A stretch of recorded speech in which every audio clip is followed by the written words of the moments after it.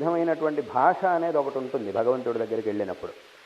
ఆ భాషలో మనం భగవంతుణ్ణి ఆరాధించి భగవంతుణ్ణి ప్రార్థించడం, భగవంతుడితో మాట్లాడడం అనేది ఏదైతే ఉంటుందో దాన్నే స్తోత్రము అని అంటారు.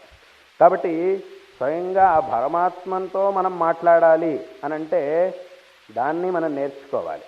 దానికి కావలసినటువంటి ఎలాగైతే లోకంలో ఒక మహారాజు దగ్గర పెద్ద మనిషి దగ్గర మాట్లాడాలంటే అనుభవజ్ఞులైనటువంటి వాళ్ళ నుంచి మనం నేర్చుకుంటామో, అదేవిధంగా ఇక్కడ కూడా ఆ పరమాత్మతో స్వయంగా మనం మాట్లాడాలి అని అంటే ఎవరైతే ఆ పరమాత్మ యొక్క సాక్షాత్కారం కలిగినటువంటి వారై ఉంటారో అథవా ఎవరైతే ఆ పరమాత్మ యొక్క అంశ సంభూతులై ఉంటారో అటువంటి వాళ్ళ నుంచే మనం నేర్చుకోవాలి.